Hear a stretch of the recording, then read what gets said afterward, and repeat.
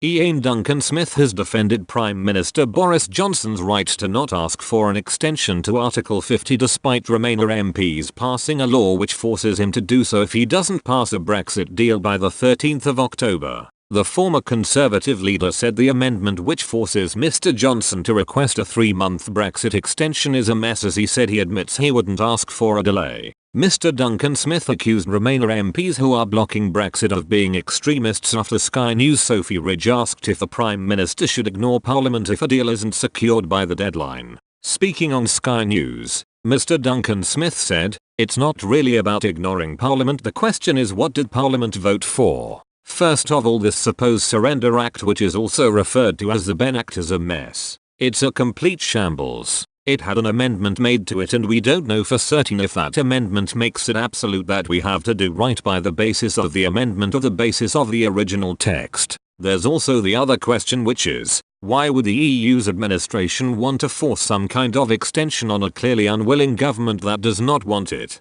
There's an awful lot of discussions to be had, but Boris Johnson is quite within his right to say, personal to himself, he will not sign such an act. The centre ground of British politics is to deliver on what people voted for, and that is what Boris Johnson is determined to do. No Surrender Act should stop us." His comments come as Mr Johnson has stuck to his do-or-die pledge to leave the EU by the 31st of October with or without a deal. He told BBC One's The Andrew Marr Show, "I think what most people in this country would agree is that Brexit discussion has been going on for far too long, and it is true that tempers on both sides have now become inflamed. The best way to end this is to get Brexit done on the 31st of October and move the country forwards." It comes as British Health Minister Matt Hancock revealed Britain could leave without a deal. He told Sky News, "The best way to leave is with a deal. We have got to get Brexit done. Absolutely no deal may well happen. Frankly, I wouldn't do it myself either.